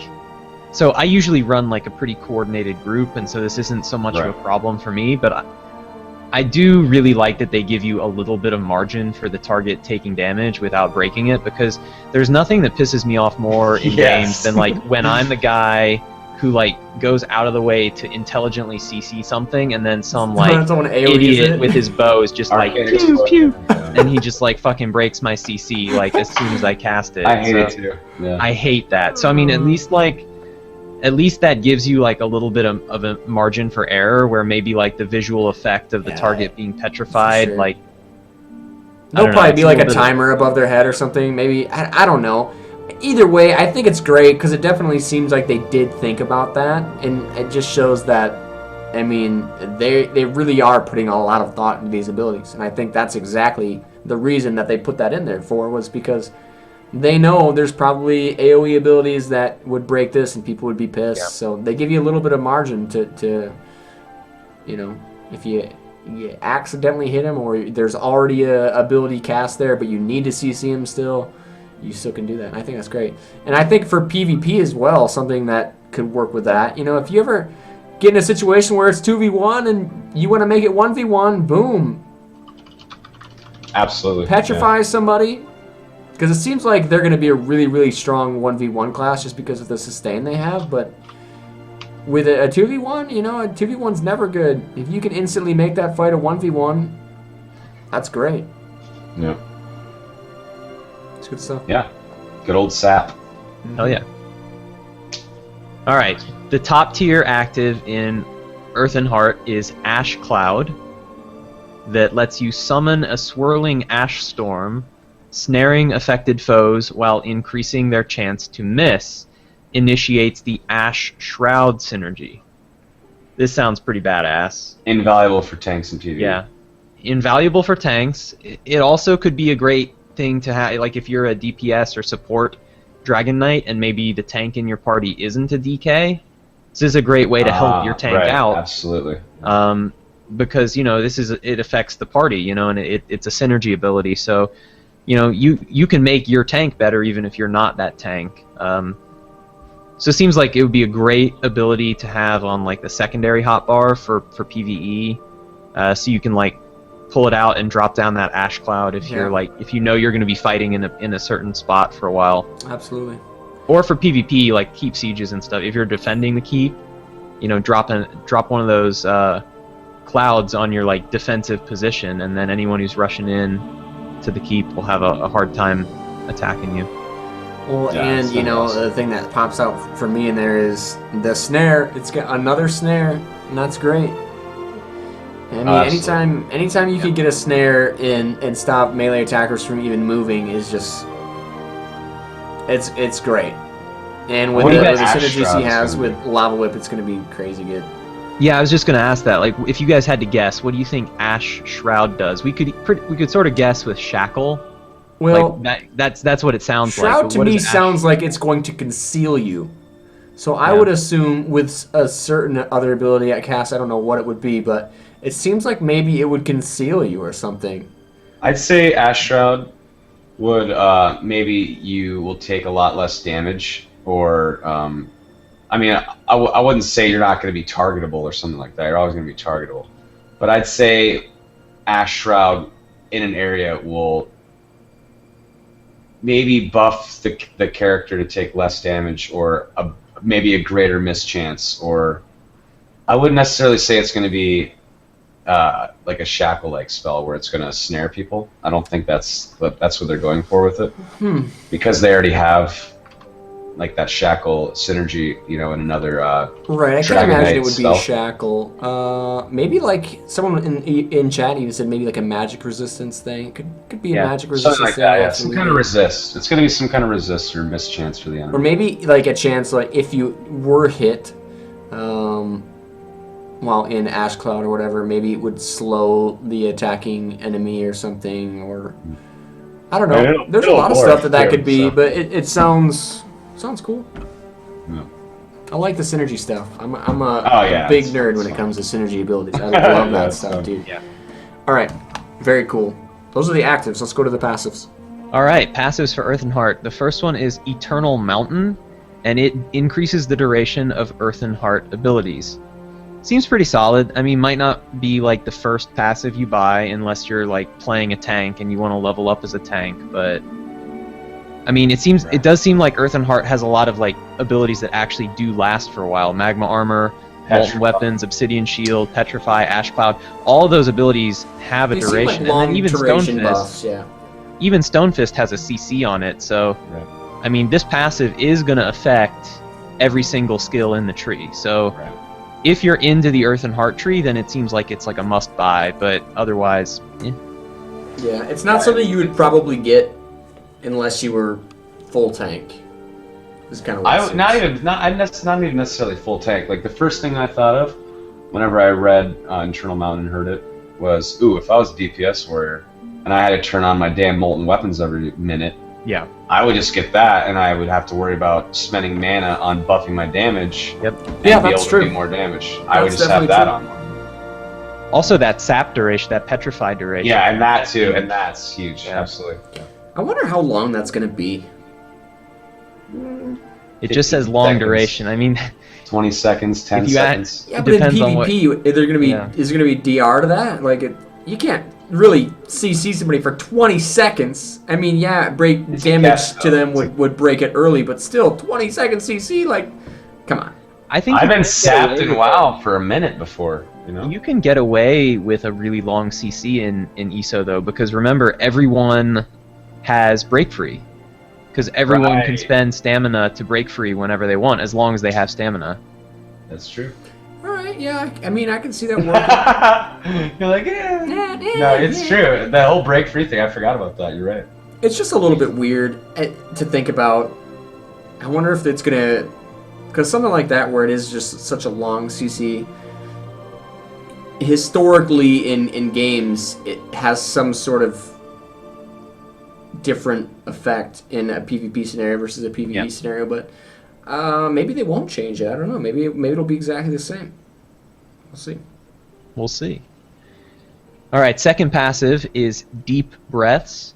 Activating an ultimate ability restores resources to the Dragonknight based on the ultimate cost. So good. Yeah, that seems really good. I think what they mean by resources here is your combat resources of health, magicka, and stamina. So it sounds to me like Deep Breaths means when you use your ultimate, you get sort of like an omni heal, like a heal to each of your 3 pools. And probably not a very large one, but it Probably is not a big. based on the ultimate cost, though. I would imagine it to be pretty big, considering this is a passive that only benefits you upon using an ultimate. I would expect it to be pretty good. Yeah. Here's a I don't good know. question for you guys. We don't know the ultimate costs, but we do know each ultimate does have a different cost. A different ultimate is its own resource. Mm-hmm. Right. Based on the 3 ultis in the Dragonknight lines, which one do you think will be the most expensive, and which one do you think will be the cheapest? I'd say that the Dragonknight standard would be the most expensive. That's what I would guess. I think I'd buy that. Yeah, I'd that say one the seems Dragon Leap so would be the good. cheapest. Yeah. I think that's a good guess. I feel like the Leap might be the cheapest, just because definitely. you like the maybe not quite have as much of like a huge impact as the others. I feel like that one's going to be the biggest damage dealing ultimate, personally. Yeah. Yeah, I can buy that. Now, if you Yeah, want to oh, say, yeah. if you want to put more cost on support type ultimate, then I would say Dragonknight standard for sure. But if it's on pure damage alone, I would expect Dragon Leap to do quite a bit of damage. So have maybe more of a high cost because of that damage. Yeah, I don't know. Maybe Dragon Leap is going to cost more than we think. It might. It might. Depends on the damage, I think. Yeah. All right, third passive, Mountain's Blessing. Gain additional ultimate charge when activating an Earth ability. So good. Yeah, that's really strong. Yeah, that's really good too. I think an Earth ability probably means an Earthen Heart ability. Yeah, Yes. anything in that whole tree. But yeah, that seems good. Okay, I'm happy that you said that just now. You said I think an Earth ability means just the Earthen Tree. Remember earlier when I said a Dragon ability? Does it mean all the Dragonknight abilities are just Draconic power? What if it's just Draconic power? I think it might be just Draconic power. They need to like clean up those tooltips. I was just thinking the same thing. It's got to be something with a tooltip. I can't imagine it would just be anything that a Dragonknight can use. And by how this one is worded, as far as the Earthen Heart tree goes, I would assume that they probably meant the same thing with the Draconic powers one. Yeah. I'm reading it again. I'm pretty sure it's just Draconic power spells. Yeah. Hopefully they make the like tooltip on those abilities like really clear for long. All you beta testers out there, make sure. I mean, so far they seem pretty good. The tooltips here, the descriptions of the abilities. I think we're getting a pretty good idea of what the ability is going to do just by reading it. But yeah. And I mean, I expect like in the game these tooltips will actually have like numbers for this stuff and not just But I mean, so these are kind of paraphrased. But anyways, the fourth passive is Helping Hands, and it allows you to gain stamina whenever one of your Earth abilities is applied to another player. So that seems like really Ash Cloud, Obsidian Shield, and Molten Weapons would apply to friendly players, and you could maybe apply that to a lot of friendly players at once if you're in like a large group. I guess it just says another player, so maybe you also get stamina back if you petrify an enemy player, or if you Stone Fist. Yeah, I would assume you're getting back for everything, which is great. Yeah. And when I think of something like this, I think of it as like a rotational kind of thing, right? As soon as, say, Molten Weapons is an AoE buff aura that lasts for 60 seconds or 3 minutes. And when you're getting ready to recast that again, you know, spam your abilities a little bit, make sure everything's recast, and then hit Molten Weapons and get a bunch of stamina back because you're casting it on everybody. So, not going to be the most useful if you're solo. In fact, it's going to be useless. I can't imagine it being something you want for leveling or soloing or anything like that. But as far as a PvE type scenario, or even if you were, you went in there and you're like, you know what, maybe I kind of want this for PvP. It could be, it could work pretty well in PvP. Awesome. Yeah, I think it's Remember, gonna be great kids, keep your stamina up when stone fisting. True that, and it directly will keep your stamina when stone fisting. This is telling you, yes, we want you to stone fist, and we want to help you keep. It will give you a helping hand. Don't as stop you stone fist. Yeah. We'll give you more. Oh my god, that's terrible. Oh, that was terrible. Okay. You heard it here first. We're stone fisters. The Tamrielic stone fisters. Well, so what's your guys' favorite tree for the Dragonknight? I'd say my favorite is probably, because of the ultimate in Earthen Heart, I'm gonna go with Earthen Heart, just because I love that ultimate. I think it's so frickin' good. It's gonna be good for PvP, PvE, and as long as you're blocking and hitting your hits when you need to, and you're building up your ultimate quickly, having that on all the time is just going to be so invaluable. And I can see myself just wrecking shop with that ultimate alone. And then on top of that, I really like Molten Weapons for DPS and Obsidian Shield. I love those two abilities. Yeah. I think they're awesome. For sure. And you're buffing people, so I like Earthen Heart a lot. What about you, Atrobos? Ooh, that's a tough question. I mean, I'm always such like a mix and match guy. I feel like I'd have trouble picking just one tree, but if I were gonna pick one, I think I'd go with Draconic Power, because I'm always a big fan of melee classes that have a little bit of like self-healing in melee. Mm-hmm. And absolutely, and that's something that sucks so much when you play a melee class that you can't heal yourself, because it's like, well, I'm gonna come out, here I am, I'm gonna do my damage, and then I'm gonna die, and I hate that. It's I think so that nice to see that they added self-heals in for this. That Inhale Dragon Blood combo with the passives that like improve it, I don't know, that seems really fun to be like sort of a skirmisher that you'd be a pain in the ass to fight against, because you'd have talons, you'd have all that tools to just sort of stay alive, and it seems like that'd just be you'd be annoying.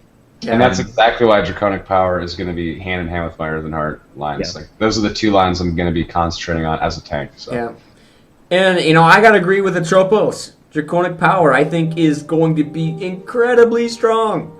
And, this is funny I knew because... you guys were going to pick those, by the way. This is funny, too, because we read this first tree, and you guys thought that we might have picked this, because this is the damaging tree, and while damage is great, everybody loves damage. Survivability often trumps damage. Yeah. It often does, especially in games where you have so many AoE buffs and stuff like that, and I feel like this game is going to heavily rely on rooting and CCing, and I think Draconic Power is going to be incredibly strong. This whole skill tree is going to be really good.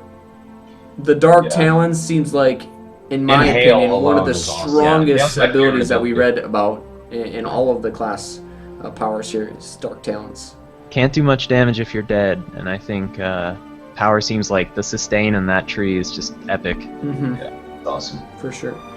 That being said, though, I'm sure people will be picking stuff out of the Ardent Flame class. Oh, yeah. There's going to be... most people like DPS. You're going to see a lot of people shooting fire out of their mouth and throwing around Fiery Reach and stuff like that. Well, Fiery Reach seems to me like, even though I love the Draconic Power chain, or the Draconic Power tree, it seems to me like, if I were picking any one first DK ability, I'd take Chains, I think. Just because it seems like that's such a universally useful skill for PvE and PvP. It's like, you gotta... one of the big things that DK seems to lack is a gap closer. Other than Dragon Leap, but that's an ultimate, so... Right. And just imagine that skill in PvP. People are going to be, waiting for it. Because it's a skill shot, right? It's going to be fun. That'll be a fun skill shot in PvP. When you land a Fiery Reach on somebody, you're going to be like, that was cool. That was epic. Yeah. It's going to be a fun ability to use. I can't imagine playing a DK and not having Fiery Reach. Yeah. I agree with that. If you guys could put 5... This might be a tough question. You don't have to answer it. But if you could put 5 abilities and an ultimate on your 6-button hotbar out of all these, what would the 5 be? For me personally, as a tank, I would definitely go with Ash Cloud and Obsidian Shield for sure. Definitely. I'd also have Dragon Blood and Inhale, and then more than likely maybe Fiery Reach probably would be my 5, or maybe something like Spike Armor or Dark Talons, something where I could either grab. It would either be Dark Talons or let's go with Dark Talons. Yeah. We'll go with Dark Talons, and then my ultimate would of course be Magma Armor. And you just imagine what you could do. You're buffing yourself. You're able to rock a shield. You're healing yourself with 2 different abilities. You're able to root people and turn on your Magma Armor. Yeah. I think that would just be... And that's not even including the sword and board skill lines and all the other armor skill lines. And I could kind of already see if I was playing a DK, which I feel like just by reading this, I already kind of want to play one. I'm still kind of set into playing a Nightblade. I can't get over how awesome their teleport strike skill looks. Yeah, it looks so cool, and I can't wait to use it. Really good. But I'm still gonna play a Nightblade on release. But I can definitely see myself playing a Dark Knight, or a Dragon Knight. And if I was playing a Dragon Knight, my skill line would be a more DPS based skill line, and it would totally be. I would have Inhale for sure, Reflective Scales, probably Dragon Blood as well for just the sustain, and then I would get Dark Talons for the root and the additional damage with that. So it would give me the AoE root, and then probably I would come back and rock Lava Whip. There you go. So you gotta have that AoE snare, and then Lava Whip one down. It'd be so fun. It'd be so fun. You'd have a lot of sustain. You'd have the AoE snare with damage, and then a Lava Whip for a single target. I feel like that would be really strong. It'd be fun. How about yourself, Ripos? I would have a tough time with this because I feel like some of the weapon types Like, I would definitely want to work those into my build, but if I was going to... We're not talking about that right now, Tropos. Yeah, I know. I'm gonna play along. If I was going to build with just a DK setup, I would probably build a character to just, like, pick my spot that I want to fight in, and then sort of have my, like, zone of domination, where if I keep you there, you're going to be screwed. Nice. And so I think what I would do is Fiery Reach, so I can pull people into my zone. I'd want Talons to keep them there. I'd want Lava Whip to make it to where they can't do much, because I can Lava Whip them after Talons. Sure. I think I would probably take Ash Cloud, so I could drop that on top of myself, keep them in my Ash Cloud. They wouldn't be able to do much to me. And then for a fifth one, probably need a good damage ability. I'd want to put the self heals on my alternate bar. So on my main bar, I'd want it to be like the damaging stuff. So I think for the fifth one, I might take Fiery Breath, AOE damage, like definitely. Either that or Inferno. I don't know. Either one of those two AOE fire damage. Let's go with Inferno. I feel bad that nobody took Searing Strike. Yeah, Searing Strike's gonna be good though. It's gonna be awesome. I feel like it might be one of those skills that's underwhelming at first. It could be a sleeper. Yeah, I really do. I feel like it's gonna be something that is gonna be a little underwhelming when you first get it. You're like, eh. It's a single target dot, but once you level up, that single target dots are always going to be more powerful. What if it was something like a warlock where he could put like a dot on somebody, but it changed to other people around him? Yeah, that was Seed of Corruption. Right? Yeah, Seed of Corruption. Yeah, that's what it's called. Something like that. Oh, it'd be so strong. Be so strong. Searing Strike. If you're rocking Searing Strike too, that's gonna be really clutch when you're fighting Nightblades, because if you get that dot on them and they try to stealth, it's gonna keep breaking them out of stealth. So absolutely. But yeah, I think I'd go with sort of like a zone control, like you don't want to be near me type of build. So that could be fun. There's a lot of ways you could build this class already, just from, not even talking about weapon skill lines and stuff like that, any of the guild skill lines, nothing like that.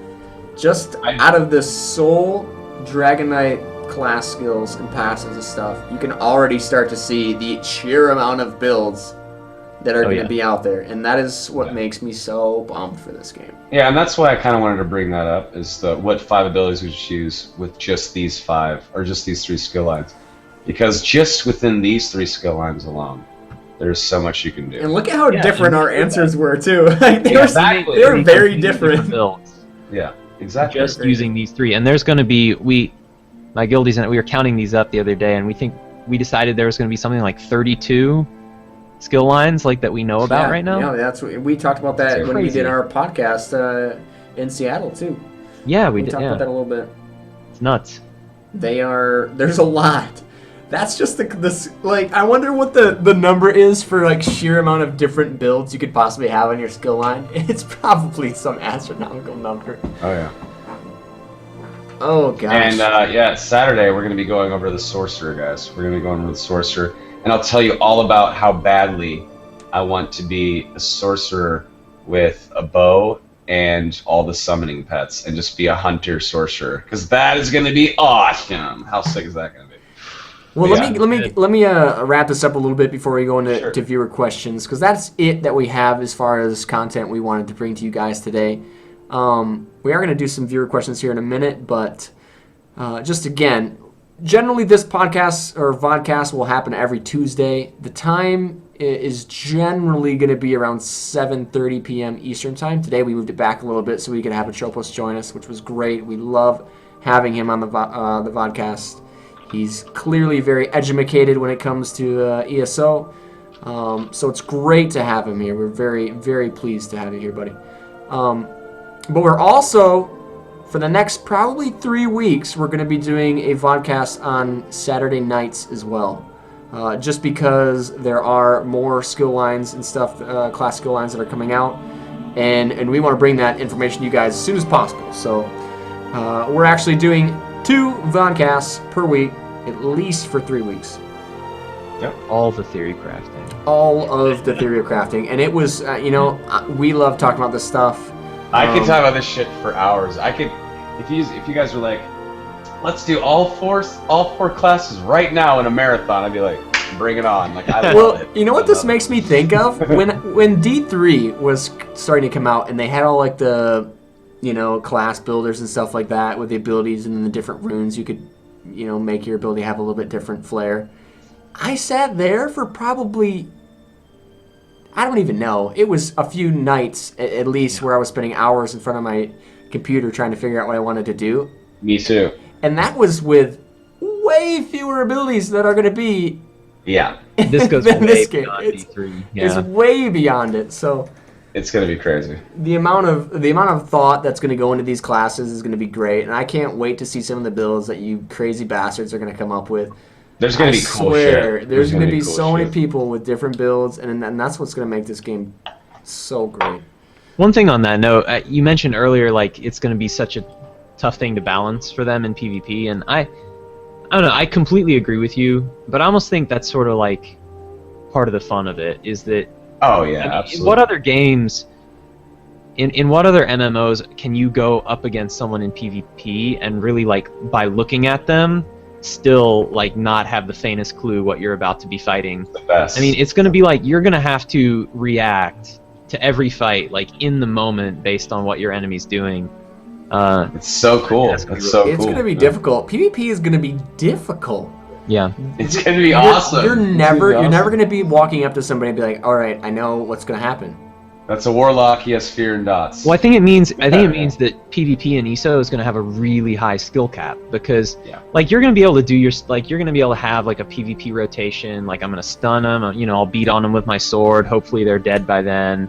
And you can do that, like, regardless of what you're fighting against or not. But I feel like players who get really skillful in ESO, they're going to be able to know the types of, like, they're going to be able to recognize what types of abilities you're using, and they'll be able to counter them. So, well, and that's another thing that plays into why I think the Draconic power skill tree was so good, was because it gives you that sustain.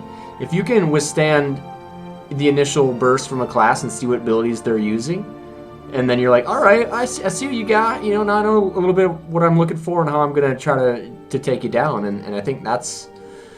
Whoever can live initially is probably going to be the people that are going to really know how to beat the other person. And you got to have that initial sustain. And I think that's going to be so strong with this with the Dragonknight skill line.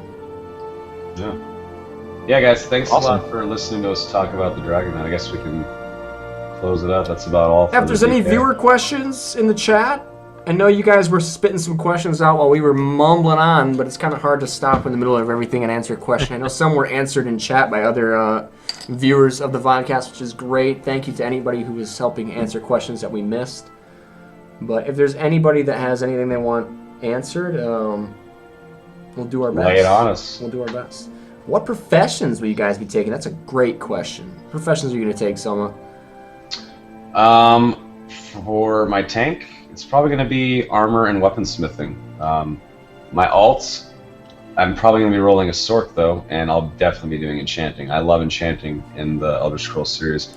But for my Redguard tank, or Breton tank, or whatever he's going to be, definitely armor and weaponsmithing. I just want to make my own shit and be able to upgrade my own stuff.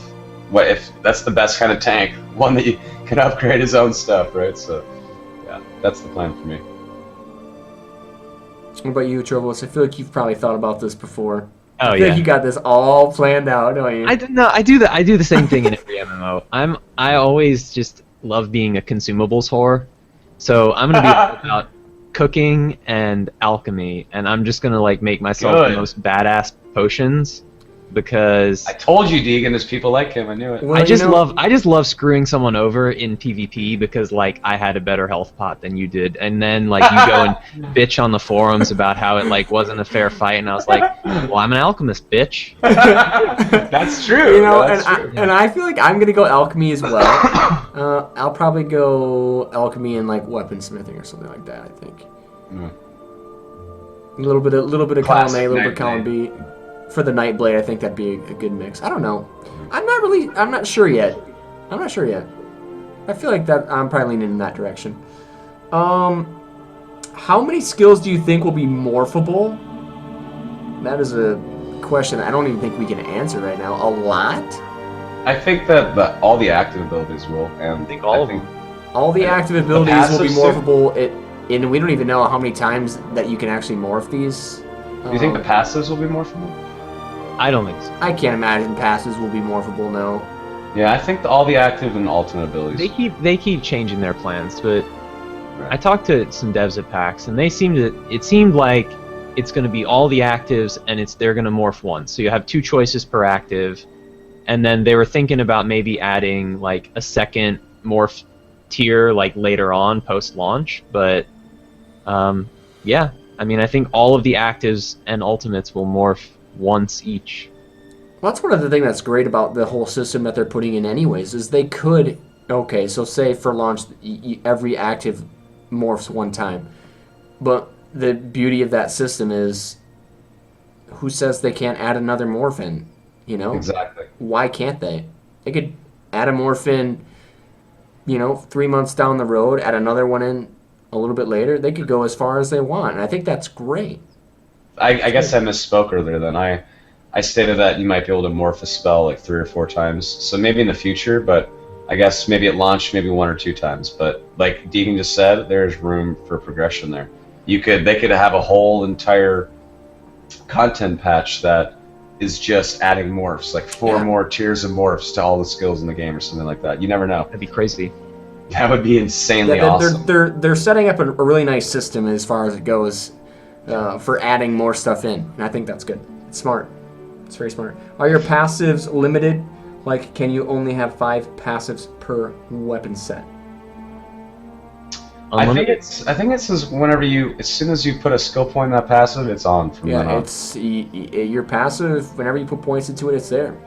That's why a lot of the passives have built-in like conditions, like they affect this skill line or they affect fire damage or whatever.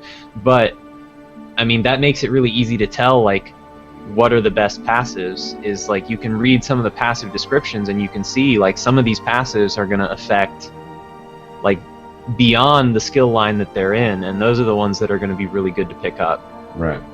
So if you are that Earthen Heart tank, you're gonna want to make sure early on you put a skill point in some of the passives that help out your Earthen Heart, like the Mountain's Blessing or your Eternal Mountain and stuff like that. You're gonna want to like. It doesn't seem really OP to me at all that you could have all those passives. Sure, it's strong, but you're still gonna have to make decisions and choices based on your passives as you level. I mean, end game. Let's say you're 50 plus zones. You've cleared everything out. Your end game, you're gonna have a lot of skill points. You probably will have unlocked all the passives by then. And that's badass. But everyone else that you're fighting is gonna have the same thing. So. I mean, I mean, some of the passives like Scaled Armor and Draconic Power, we were talking about increasing your spell resistance. Like that's something like all Dragonknights are gonna have a little bit higher spell resistance than any of the other classes. Like that's something that you're going to know when you're going up against a Dragonknight is, okay, this guy's going to be a little bit more resistant to my spells than any other class would be. Yep. But I think the way they're trying to balance out someone who's just going to like max out all the passives or whatever, they are a little bit focused as far as the certain, class skill lines as far as the Ardent Flame to the Draconic Powers. I mean, most of them kind of have to go hand in hand with that a little bit. But there are different passives that kind of just give you a flat benefit for something generically, so which is good. They have it set up in a good way for sure. Are the 3 of you starting your own in-game guilds? Well, Soma and I will be running our own guild through both of our streams. The name is up in the air yet. Yeah, we're gonna have a vote. We've been debating the name, and I'm pretty sure Tamriel Foundry will be having their own guild. Entropy Rising. Entropy Rising is the sick Tamriel name. Foundry That's the best name. That's such a good name. I'll drop a link in chat. Oh yeah. Go ahead. Go ahead and drop a Tamriel Foundry link. Oh, there it is right there. Never mind. Yeah, that works.